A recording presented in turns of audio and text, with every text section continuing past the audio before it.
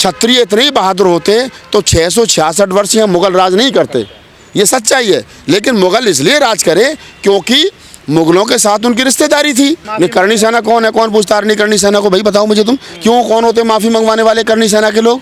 हमारी बहन बेटियों का रोज बलात्कार हुआ, इसी देश के अंदर दलितों को क्या नाम है गले में हांडी लटका दी गई, पीछे झाड़ू बांध दिया गया। हमने तो आज तक नहीं कहा चलो ठीक है एक समय था आप लोगों ने किया, आज करोगे तो आज विरोध करेंगे। बताइए इसी देश के अंदर शूद्र महिलाओं को स्तन ढकने का अधिकार नहीं था, नकली ने अपना स्तन काट कर दे दिया था स्तन टैक्स के चक्कर में। तो हमने तो कभी नहीं कहा कि आप माफ़ी मांगिए, लेकिन अगर उन्होंने ये कहा, और मैं तो कह रहा हूँ कि आप अकबरनामा को बाबरनामा को पढ़िए ना, क्यों नहीं पढ़ते हो आप? पढ़िए। या तो जो 500 साल पहले बाबरनामा लिखा है वो पब्लिक डोमेन में है ना भाई, जो चीज़ पब्लिक डोमेन में है आप उससे भाग क्यों रहे हो?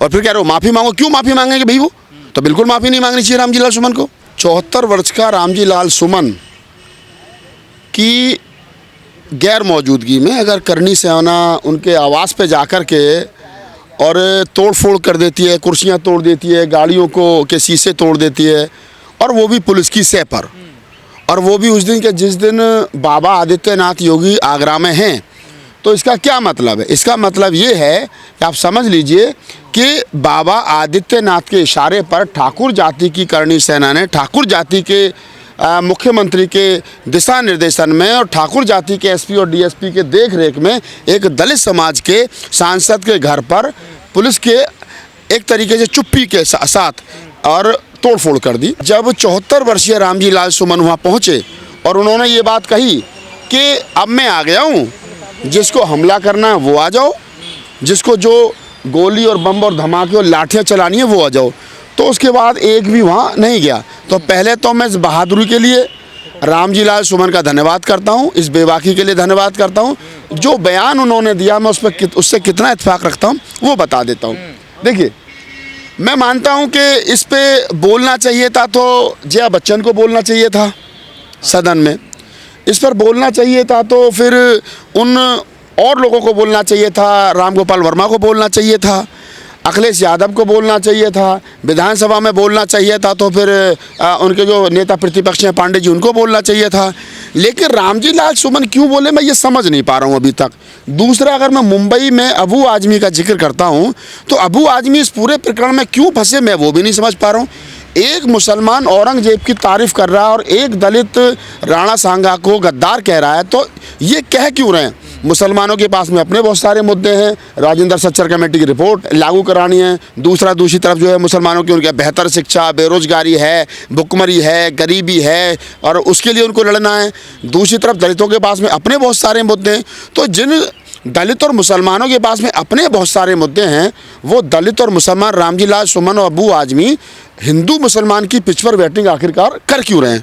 तो मेरा तो ये कहीं ना कहीं कहना है कि बीजेपी की पिच पर जाकर के, आरएसएस की पिच पर जाकर के अबू आजमी और रामजी लाल सुमन दोनों बैटिंग कर रहे हैं, और ये दलितों के लिए और मुसलमानों के लिए हमेशा खतरनाक था, हमेशा खतरनाक है और हमेशा खतरनाक रहेगा। क्योंकि इस इतिहास में जब 500 वर्ष पूर्व जाएंगे आप तो सबको पता है, अगर इस देश के क्षत्रिय इतने ही बहादुर होते तो 666 वर्ष यहाँ मुगल राज नहीं करते। ये सच्चाई है। लेकिन मुगल इसलिए राज करे क्योंकि मुगलों के साथ उनकी रिश्तेदारी थी। अनेकों मुगल राजा ऐसे थे जिनको राजपूत राजाओं ने अपनी बहन और बेटियां दे रखी थी, उनके घरों में उनका आना जाना था, उनके दरबारों में दरबारी थे। आप देखिए कि अगर मुस्लिम शासक हुआ करता था, मुगल शासक हुआ करता था, उसका सेनापति हिंदू था, क्या नाम है ठाकुर था, क्षत्रिय था। तो क्या था आप समझिए, आप जब इतिहास को पढ़ेंगे तो पता चलेगा कि कितने मुगलों ने जब युद्ध लड़ा तो उनके साथ में हिंदुओं ने युद्ध लड़ा, हिंदुओं के खिलाफ युद्ध लड़ा, और कितने मुसलमान ऐसे थे जब हिंदुओं ने युद्ध लड़ा तो उनके साथ मुसलमानों ने युद्ध लड़ा, और वो भी मुगलों के खिलाफ। तो सबसे पहले ये समझ लेना चाहिए वो जो 666 साल का काल है वो हिंदू मुसलमान का काल नहीं है, वो राजाओं की आपसी लड़ाई थी। और उस समय भारत की कोई सीमा नहीं थी, कहाँ से कहाँ तक भारत है ऐसी कोई सीमा नहीं थी, कहाँ से कहाँ तक सीमा है कोई सीमा नहीं थी। हर आदमी अपने अपने राज में अपने अपने राज का राजा था। वहाँ उस राजपाट को बचाने के लिए विदेशी ताकतों से हाथ मिलाता था, कभी दिल्ली की गद्दी को ध्यान में रखे, कभी आगरे की गद्दी को ध्यान में रखे, कभी किसी दूसरे की गद्दी को ध्यान में रखे। तो वो एक काल था 666 साल का। उस काल में आप घुसोगे तो पता चल जाएगा कौन कितना बहादुर था। लेकिन फिर मैं लौट कर के आ रहा हूँ, बाबा साहब डॉक्टर अम्बेडकर का 25 नवंबर 1949 का भाषण है सदन में, जो सबसे लंबा भाषण है। बाबा साहब ने उसमें शंका जताई थी और उस भाषण को जाकर के पढ़ें, तमाम अम्बेडकरवादी, तमाम मुसलमान पढ़ें, क्योंकि आज रामजी लाल सुमन और दूसरी तरफ अबू आजमी जो बैटिंग कर रहे हैं वो बाबा साहब डॉक्टर अम्बेडकर के उस भाषण के खिलाफ कर रहे हैं, जो बाबा साहब डॉक्टर अम्बेडकर ने कहा था कि काश क्या ये देश इस लोकतंत्र को बचा पाएगा, क्या जाति व्यवस्था में नहीं उलझेगा, क्या राजा राजे रजवाड़ों को याद करके नहीं उलझेगा। तो आज उन्हीं में हम उलझ रहे हैं जो शंका बाबा साहब ने जताई थी। तो ये इसमें उलझ रहे हैं ना कोई उलझा रहा है? मैं तो यही कहूँगा कि इतना समझदार आदमी रामजी लाल सुमन साहब 74 साल के हैं, और वो अगर ये कहते हैं कि नहीं रावणा सांगा गद्दार था, तो मैं मान भी सकता हूँ गद्दार था। इस बात को कहने की उनको ज़रूरत क्या थी? मैंने कहा ना, बहुत सारे लोग कह सकते हैं, तो तुम क्यों कह रहे हो भाई? तुम्हारे पास में अपने मुद्दे हैं, तुम्हारे पास में अपनी समस्याएं हैं। अबू आजमी को क्या ज़रूरत है औरंगजेब को महान या कुछ बताने की? ठीक है, ये तो हमें ही पता है औरंगजेब महान था, ये तो मैं भी कह सकता हूँ। औरंगजेब ने कुछ मंदिर तुड़वाए तो कुछ के लिए उसने चंदा भी दिया, 10-15 मंदिर बनवाए भी उसने चंदा भी दिया। अगर मैं आपको एक मोटा सा उदाहरण दे रहा हूँ, अगर सिग्नेचर ब्रिज से भजनपुरा वाला रोड बन रहा है दिल्ली में, वहाँ 50-100 साल पुराना हनुमान का प्राचीन मंदिर था, तो किसने तोड़ा वो हनुमान मंदिर? दिल्ली गवर्नमेंट ने तोड़ा। क्यों? क्योंकि वहाँ से फ्लाईओवर बनाना है। दूसरी तरफ मजार भी थी तो वो भी तोड़ दी। क्यों? क्योंकि लोगों की सुख सुविधाओं के लिए कई बार हमें भगवान से हाथ जोड़ करके भी कहना पड़ता है कि भगवान रास्ता दो, लोगों को निकलना है। तो मंदिर या मस्जिद किस तेवर में किस लिए तोड़े गए ये ज़रूरी है। द्वेष के कारण तोड़े गए या इसलिए तोड़े गए कि वो आम आदमी के लिए तोड़ना, उनके लिए रास्ते से हटाना ज़रूरी था। क्या सपा भी हिंदू मुस्लिम चाहती है? नहीं, सपा तो हिंदू मुस्लिम नहीं चाहती है, नहीं चाहती मुझे नहीं पता। अखिलेश यादव, देखिए मैं रामजी लाल सुमन का जहाँ तक जिक्र है तो रामजी लाल सुमन साहब के बारे में मैं व्यक्तिगत भी मिला, उनसे बड़े भले आदमी हैं और बुद्धिस्ट आदमी हैं। उन्होंने इसी में एक कोटेशन और भी एक बात और भी कही है कि मस्जिदों के नीचे मंदिर ढूंढना बंद करो। अगर मंदिर ढूंढोगे तो फिर थोड़ी सी खुदाई और कर लेना, बौद्ध विहार भी मिलेंगे। तो ये भी उनका इसी स्टेटमेंट का एक हिस्सा है, बयान है जो बाद में 2-3 दिन के बाद उन्होंने मीडिया में दिया है। तो रामजी लाल सुमन साहब जो कह रहे हैं, अबू आजमी साहब जो कह रहे हैं, मेरा दोनों से हाथ जोड़ करके अपील है, आपके पास में अपने मुद्दे हैं, आपके अपने बच्चों का, आपके अपने समाज का बेहतर भविष्य कैसे होगा, आप इस पर डिस्कस करिए, इस पर चर्चा कीजिए। इस पर चर्चा करोगे तो निसंकोच रूप से आपका समाज मजबूत होगा, और जब समाज मजबूत होता है तो नेता मजबूत होता है। अगर आज मोदी जी मजबूत है, अमित शाह मजबूत है, बीजेपी मजबूत है, तो इसलिए मजबूत है क्योंकि हिंदुत्व की राजनीति मजबूत है, और हिंदुत्व की राजनीति की पिच पर खेलने वाले लोग मजबूत। सुमन जी को माफी मांगनी चाहिए? बिल्कुल नहीं मांगनी चाहिए। क्या जरूरत है माफी मांगने? नहीं, करनी सेना कौन है? कौन पूछता नहीं करनी सेना को? भाई बताओ मुझे तुम, क्यों कौन होते माफी मंगवाने वाले करनी सेना के लोग? हमारी बहन बेटियों का रोज बलात्कार हुआ इसी देश के अंदर, दलितों को क्या नाम है गले में हांडी लटका दी गई, पीछे झाड़ू बांध दिया गया। हमने तो आज तक नहीं कहा चलो ठीक है एक समय था आप लोगों ने किया, आज करोगे तो आज विरोध करेंगे। बताइए, इसी देश के अंदर शूद्र महिलाओं को स्तन ढकने का अधिकार नहीं था, नगरी ने अपना स्तन काट कर दे दिया था स्तन टैक्स के चक्कर में। तो हमने तो कभी नहीं कहा कि आप माफ़ी मांगिए, लेकिन अगर उन्होंने ये कहा, और मैं तो कह रहा हूँ कि आप अकबरनामा को बाबरनामा को पढ़िए ना। क्यों नहीं पढ़ते हो आप? पढ़िए। या तो जो 500 साल पहले बाबरनामा लिखा है वो पब्लिक डोमेन में है ना भाई, जो चीज़ पब्लिक डोमेन में है आप उससे भाग क्यों रहे हो? और फिर कह रहे हो माफ़ी मांगो। क्यों माफ़ी मांगेंगे भाई? वो तो बिल्कुल माफ़ी नहीं मांगनी चाहिए रामजी लाल सुमन को। सुरक्षा बढ़ा दी गई है उनकी? नहीं, बिल्कुल सुरक्षा बढ़ाने, देखिए जान को खतरा वतरा क्या है ये देखिए। कुछ लोग, सारा ठाकुर समाज विरोध नहीं कर रहा है, करनी सेना के कुछ एक पदाधिकारी विरोध कर रहे हैं। मेरे करनी सेना के बड़े अच्छे मित्र हैं, उनसे भी मेरी बात हुई है। उन्होंने भी कहा है कि भाई साहब पता है राणा सांगा बड़े बहादुर थे, लेकिन ये भी सच्चाई है कि उस समय जो लड़ाई हुआ करती थी वो राजपाट की लड़ाई थी, ये हिंदू मुसलमानों की लड़ाई तो थी नहीं। ये तो अच्छा, मैं तो एक मजे की बात और कह रहा हूँ लोगों से, सत्ता की लड़ाई थी ना, सत्ता की लड़ाई थी। अब मैं तो एक मजे की बात और कह रहा हूँ। अब मुझे बताइए, इस देश में से हजारों लाखों हजार करोड़ रुपए लूट करके अंग्रेज ले गए, अंग्रेजों पर कोई जिक्र नहीं है, अंग्रेजों पर कोई वार्तालाप नहीं है, कोई प्रेस कॉन्फ्रेंस नहीं है। अंग्रेजों के साथ आप मिलकर के टेस्ट क्रिकेट खेल रहे हो, अंग्रेजों के साथ मिलकर के आप ओलंपिक खेल रहे हो, अंग्रेजों के साथ मिलकर के आप क्या नाम इंग्लैंड जा रहे हो तो बगल में हाथ डाल करके घूम रहे हो, चाय पी रहे हो एलिजाबेथ के साथ में। वहाँ कोई नहीं है जिन अंग्रेजों ने जलियांवाला बाग हत्याकांड कर दिया, जिन्होंने आपकी बहन बेटियों के साथ शोषण अत्याचार किया, जिन्होंने आपके ऊपर क्या नाम शोषण अत्याचार, उन अंग्रेजों पर कोई जिक्र नहीं है। उन अंग्रेजों के बनाए हुए स्कूलों में इन नेताओं के बच्चे पढ़ रहे हैं। आप देख लीजिए दिल्ली एनसीआर में जितने अच्छे स्कूल हैं सारे कॉन्वेंट स्कूल किसके हैं? तो उनका जिक्र नहीं है। लेकिन क्योंकि उनका जिक्र करेंगे तो अंग्रेजियाँ हैं नहीं, अंग्रेजों पर इनकी रोटियाँ सिकती नहीं है। लेकिन हिंदू मुसलमान करेंगे तो फिर इनकी रोटियाँ सिकती हैं, इनकी राजनीति मजबूत होती है।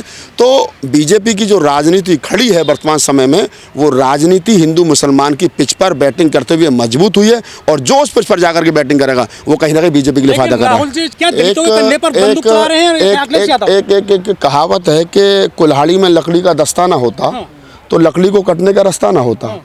अगर दलितों में इतनी ही बुद्धिमानिता होती, इतनी ही अक्लमंद होते, तो फिर ये कम से कम उन ताकतों का साथ नहीं देते कि जो ताकत आपके पैरों के नीचे से ज़मीन छीन रही है, सब कुछ छीन रही है। दूसरा, दलित समाज को हम कह रहे हैं कि दलित समाज दलित समाज दलित समाज दलित समाज दलित समाज की बहुत सारी जाति तो बेचारी अपने अम्बेडकर की फ़ोटो नहीं लगाती, बुद्ध कबीर नानक रैदास को नहीं मानती हैं।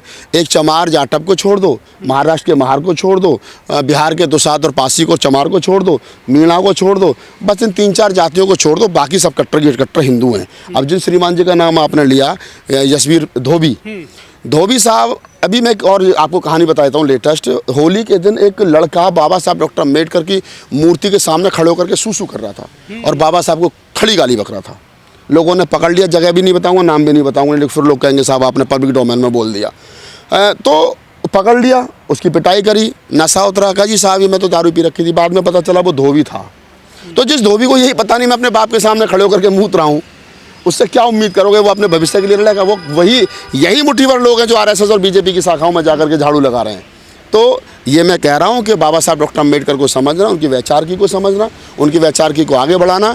जो लोग उन विचारों को मजबूत कर रहे हैं, वो चाहे कोई भी हो, निसंकोच रूप से मैं कह सकता हूँ वो लोग बाबा साहब डॉक्टर अम्बेडकर की वैचारिकी के हत्यारे हैं। तो इस पूरी लड़ाई में बीजेपी और समाजवादी पार्टी जो है खेल रही है, बाकी पार्टियां बाहर हो गई पूरे मामले से? नहीं, ऐसा नहीं है बाकी पार्टी बाहर हो गई। देखिए, हिंदुत्व का जो कॉपीराइट है, नहीं, हिंदुत्व का जो कॉपीराइट है वो 100% बीजेपी के पास है।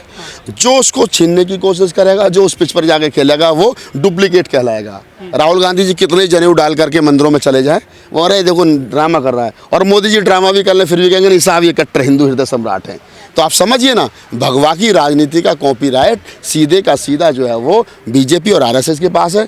उसके अलावा जितने भी हैं वो सेकुलर राजनीति कर सकते हैं। अखिलेश हो, अपना मायावती जी हो, अपना कांग्रेस हो, अन्य राजनीतिक दल हो, वो हिंदुत्व की राजनीति नहीं कर सकते। तो ये गड्ढे मुर्दे जो उखाड़ रहे हैं, ये कह रहे हैं कि शौचालय बनाएंगे और कब्र पर, क्या इनसे देश को कुछ फायदा है, कोई विकास होगा इन चीज़ों से? ओमदेव जी आप भी यहीं मिलोगे 50 साल बाद। 50 साल तो मैं जिंदा रहूँगा, जब 80 साल तक भी जिया तो 35 साल तो 38 साल तो रहूँगा ही, 40 साल भी रहूँगा। 40 साल तक के बाद में आप भी यहीं मिलोगे, ये यादव जी भी यहीं मिलेंगे, सारे आप लोग यहीं मिलोगे। कहीं ना कहीं बुढ़े हो जाएंगे, दांत वाँत उखड़ जाएंगे, बैत मत लेकर चला करेंगे, आ जाना घर चाय वाय पियेंगे, तो सब लोग यहीं मिलेंगे। ये औरंगजेब की कब्र भी यहीं मिलेगी, और ये इस पर लैट्रिन और बाथरूम बनाने वाले लोग भी यहीं मिलेंगे। ना तो वहाँ लैट्रिन और बाथरूम बन रही है, ना कब्र कहीं जा रही है, सब लोग यहीं थे, कब्र भी यहीं थी, मुसलमान भी यहीं थे, हिंदू भी यहीं थे, सब यहीं रहेंगे, कोई कहीं नहीं जाएगा। ये सिर्फ माहौल को गर्म करके रखना है ताकि आदमी अपने जो मेन मुद्दे हैं, जो क्या नाम है उसकी रोजी है, रोटी है, रोजगार है, नौकरी है, व्यवसाय है, स्वास्थ्य है, उसकी लड़ाई ना लड़े। वो हिंदू मुसलमान के सपने देख करके रात को आराम से सो जाए कि अब ये क्या नाम है मुसलमान पाकिस्तान चले जाएंगे तो सामने वाला बंगला जो यादव जी का हो जाएगा, सामने वाला बंगला जाटव साहब का, धोबी का, खट्टी का, पासी का, पंडित पांडे जी का हो जाएगा। वो ये सपना देख रहा है, और बहुत से तो ये भी सपने देख रहे हैं क्वार्टर लगा कर कि मुगल साहब चले जाएंगे तो उनकी खूबसूरत लड़की मेरी बीवी बन जाएगी। तो ये सपना देख रहे हैं, होना कुछ नहीं है। मुसलमान भी यहीं रहेंगे, हिंदू भी यहीं रहेंगे, बौद्ध सिख सब लोग यहीं रहेंगे, कोई कहीं नहीं जा रहा। धन्यवाद।